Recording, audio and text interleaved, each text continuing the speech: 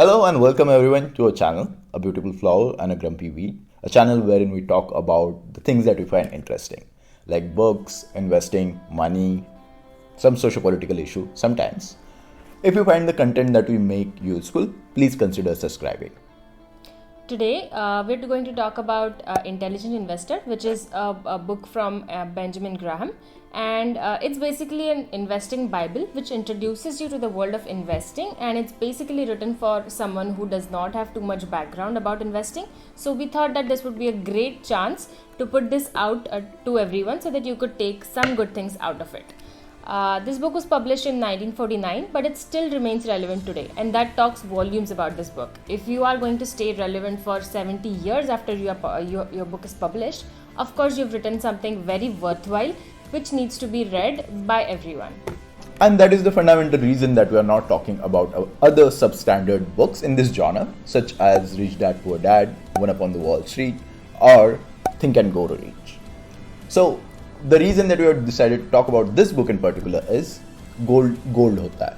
And in our limited humble opinion, this book is the gold standard in terms of investing your money into the stock market for an individual investor, of course.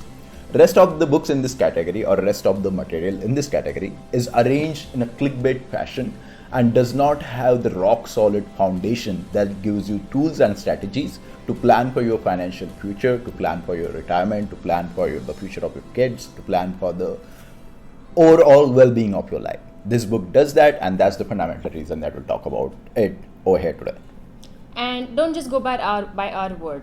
The author's strategies have been recommended and followed by a lot of successful people for over a century now. For example, Warren Buffett refers to his books as one of the best books written on investing ever. And I think that speaks volumes about the content and the quality of this book. Now, fair disclaimer, we are not financial advisors. We read and we know things. That's all. The purpose of this video is to discuss whatever we have read about, which we anyway do, and share what we have read about and whatever we have learned. Please do not use whatever we have discussed into this video as an active tool for your investing, because investing is dependent on many factors as to your personal income, your risk factor, your goals. So please YouTube video देख के investing ना करें. Let's go to the main topic of the video. So the summary of this book, or the main key takeaway of this book, is do not try to forecast markets. Do not think that you will outsmart the markets, because the markets always have something in store for you. For example, who would have predicted that 2020 was going to hit us? Not even the most experienced person, except for Bill Gates, would have predicted that 2020 could have happened. And which is why we were caught unaware, and the whole world was caught unaware. And this is going to happen time and again. Don't think that this is going to be the last thing that hit us. So just stop trying to forecast the market and stop trying to be ahead of the curve. So instead of beating the market, what the author is advising is you should try not to lose money into the market. This can be achieved through a very simple, straightforward way, which has been followed in the past, has been very successful, which can be followed right now with a satisfactory result, and is going to work into the future. And it is very simple. Rather than investing into the market, buying and selling periodically as the markets go up and down, what an intelligent investor should be doing is investing into the market, putting his money into the securities and leaving it there for years and decades to come, and just let that value of security grow for the longer term in terms of real value, real underground value, plus interest, plus dividends. It's that simple. To achieve satisfactory results is much easier than most people realize, and at the same time to achieve very extraordinary results is much harder than most people realize. So what we need to do here is understand the difference between investing and speculating, and we need to have a very defined framework when it comes to investing, and do not let the market movements or the market sways affect your investment ideology. Stick to your framework, have a framework, and use it as you go. So in early 2020, when the COVID hit us, the market dropped by approximately 33%. Since then, the market has increased by approximately 50%. What explains this fluctuation in the market? So obviously, market fundamentals have changed. when the COVID hit us, the demand went down and now it is slightly picking up. The investors are looking into or investing into the future growth of the market. But you cannot deny or the fact that investor emotions and investors' sentiment play a huge part into market fluctuations. And that's exactly what we need to avoid. We need to avoid our emotions and sentiments and keep them at bay and look at investing in a very logical and systemic manner. So let's start from the basics. Let's talk about what a stock is. A stock is a part ownership in the business. It's not just a logo and a ticker symbol. And when it comes to market, the author introduces market as Mr. Market, who is a person who is irrational, bipolar, schizophrenic, and talks gibberish. I think it's a very cool analogy. But and this fits with the actual stock market so well. And the one thing that Mr. Market makes us forget is that the value of a stock is not equal to the value of the actual business or the fundamental value that a business provides. For example, let's take the example of Tesla stock. A year back, Tesla stock was at around $50 per share. Right now, we have seen this in a year's time, we have seen this stock increase to around $500 per share. 1,000% increase over a time span of a year. And surprisingly, the same stock into the first 8 days of September fell by around 34%. Now, Tesla is doing some things right and some things wrong, but that doesn't justify away the 1,000% increase into his stock in the last 1 year or the 34% drop in just 7-8 days. We cannot deny that investor emotions, the human tendency to be overly optimistic when things are going good and overly pessimistic when things are doing bad, doesn't affect the stock price into the stock market. Mr. Market is going to come at your door every day with a fresh price, and you should only invest if you feel comfortable with the price that is offered. Be rest assured that Mr. Market will knock on your door tomorrow with another different fresh price. So now, the information that is presented to us every second of the day through apps, through news sites, in today's modern world, we consume all of that information, and that is detrimental to make investment decisions. Because to make the right kind of investment, you need to wait it out and wait for the right kind of investment to present itself. You have to have that patience. As in life, investing is not about beating other people into their game, but it is about playing your game wisely, patiently, strategically, and wait for the right kind of opportunities and attack them or invest in them when they present themselves.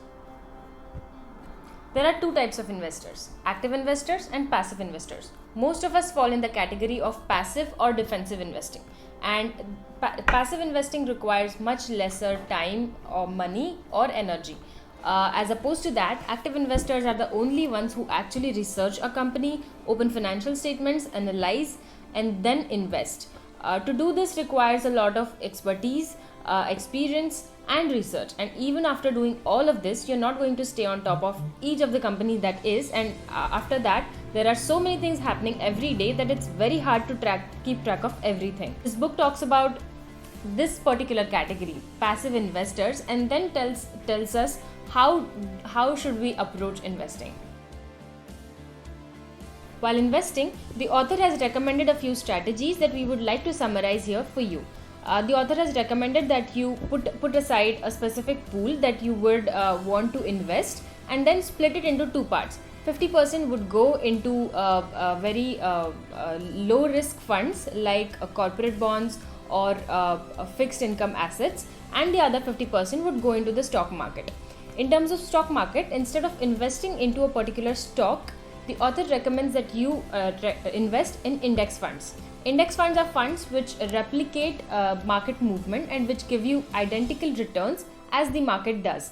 And this takes away the risk from your portfolio. You can also invest into index funds that mimic a particular sector, for example, healthcare or IT or manufacturing, and that would give you identical returns as the industry does, instead of going for only one single company or a single stock. Now, some financial advisors like Peter Lynch advise you to only invest in things that you know. So that creates a huge home bias. which means that you invest in things with which you are familiar with and ignore rest of the things. That is very much detrimental, because when you are investing, you have to diversify. You cannot put your eggs into one single basket. And when you are investing into only things that you know, there is a very high tendency to have a bias towards investing things that you know, and you ignore the rest of the things. So invest periodically as the markets heave up and down. They will go up some days, they will go down some days, but if you are investing periodically, let's say at the end of every single month, you will take the process of speculating out of the market. Your investment portfolio would go onto autopilot, and the very act of refusal of participating into the market movements, the market fluctuations, gives you a very strong edge over the other investors, and this is guaranteed to provide you the average S&P 500 market returns, which should be sufficient for an average investor. In a boxing match, it is only the punches that you miss are the ones that wear you out. If you wait patiently and punch only when the time and opportunity is right, you're going to get maximum returns out of your investment. Let me explain that in financial terms. If you're going to invest in stocks, do not go behind the elusive high return stocks, which might be very high risk. If your investment tanks, then your fear or your experience might might spill over into other areas of your investment, and it might actually give you lower returns than you expected.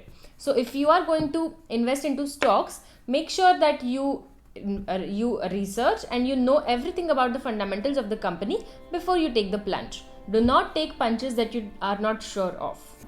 If you like our reviews and would not want to miss out on future content, please make sure that you subscribe. Now, let's talk about when to invest into the market. Graham recommends that you should invest a fixed amount at the end of every single month. What this will do is eliminate the risk of market going up and down, and will make sure that you get the fair cost of your dollar that you're putting into the market. This is called dollar cost averaging. So this will make sure that you have insurance against time and the fluctuations of the market.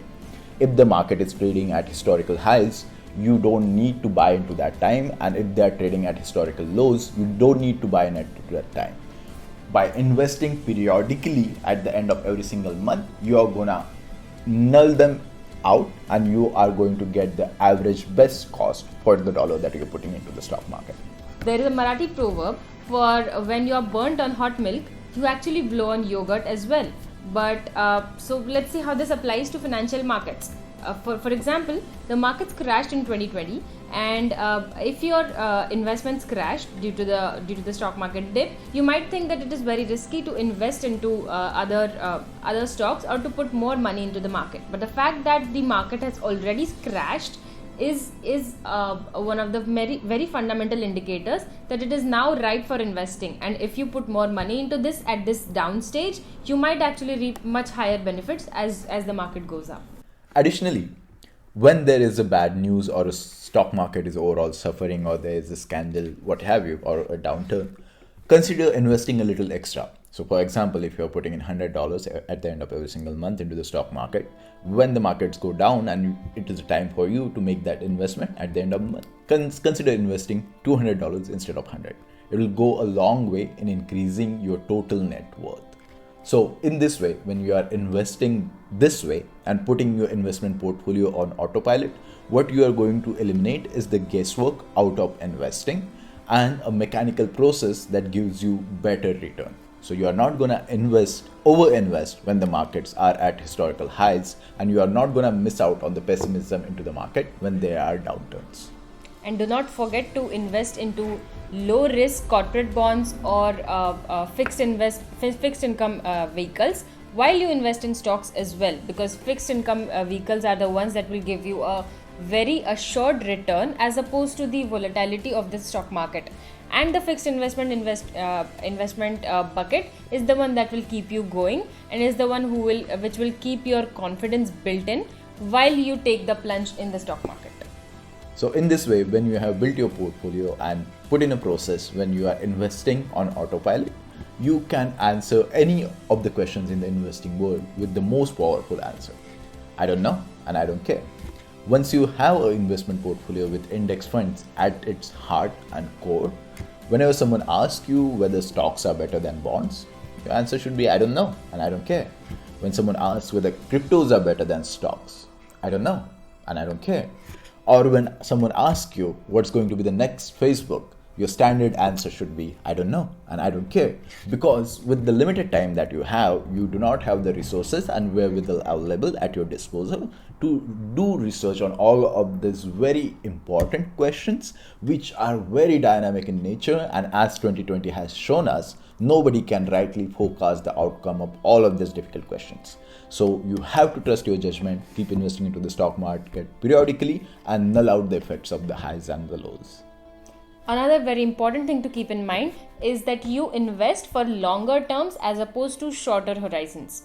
And the fundamental reason for this is the investment payment or the fixed payment that you make for each investment that you make, and the taxes that are deducted out of your returns or out of your profits of the stock market. So for example, if you aim to invest only for 1 year, and if you aim to frequently transact or frequently take your money out and put more money in, you'll be taxed at a rate of 30%. As opposed to if you keep all of your investments at a much longer horizon, your taxes would be significantly less and you could actually encash most of your earnings instead of having to end up pay a significant portion of your earnings or your profit in terms of taxes. Graham advises to start with putting your investment into 50% into stocks and 50% into fixed incomes or bonds. But you don't necessarily have to get fixated on that allocation. If you are willing to take a little extra risk, you could allocate maybe 75% to stocks and 25% to fixed income investment. Or if you are very risk averse and if you don't understand the stock market yet, or you do not want to burn your hand into investing something very risky, what you could do is start with putting your money, maybe let's say 25% into stocks and 75% into bonds or fixed income investment. So there is a little wiggle room for you to play with the percentages, and you should make that decision as your comfort level increases into the stock market. But the important thing here is to rebalance this portfolio. So for example, if you decide with an allocation of 50-50, or if you decide with a relocation of 50-50 or of 60-40, make sure that at the end of every quarter, your allocation remains the same. There might be some fluctuations in the stock market that would disturb this equation. Just make sure you rebalance it by adding some more money into the stock market or taking it out, or whatever you would want to do in order to restore the balance. If after you set up this autopilot portfolio, you find yourself spending too much time researching about investing, or if you find yourself trading frequently into the stock markets, and when I say trading, I mean investing into pure stocks and taking your money out frequently, if you find yourself doing that, this strategy is not working for you. You need to revisit your framework, you need to revisit your goals and redefine your framework going forward. Another thing to keep in mind is do not let the constant information of the stock market fool you into making any decisions. Do not follow it too closely on an hourly or a twice a day or thrice a day basis. Just make sure that you keep a general eye on the movement of stock market and do not let it get to you or get to your emotions. You have a framework and you are going to stick to it, and have faith that this will work out for you, because if you look at the stock market every day and make trade decisions based on the level of the stock market, trust me, it's not going to work in your favor. So now let's talk about the criticism of this book. The first point of criticism is that much of this book is outdated, and which is but evident because it was first published in 1949, and we all know that things have changed a bit since then. With the advent of internet, there are so many things, and every retail investor have apps in his hands like Robinhood or Zerodha, using which we can trade through the comfort of our couch. We have day-to-day information that is given to us every second, and the speed of trading or the speed of investing has increased with it as well, and which Graham had not considered when he was writing this book. Another criticism is that this book is designed purely for the layman and not applicable to finance professionals. We would like to argue against it. This book has too much value to offer, even for someone who looks into investing or looks into finance as on a professional level. But if you want to go a little bit level up higher, then there are always other books by the same author that you could refer to. And that was our review of The Intelligent Investor. If you find it useful, please consider liking, sharing, and subscribing. We are going to be reviewing many more books which have impacted our life in a positive way, and all of your comments and suggestions which make this improve the quality and content of this video go a long way. Thank you. Yes, let's invest now. तेरे पास पैसे है लेकिन invest करने के लिए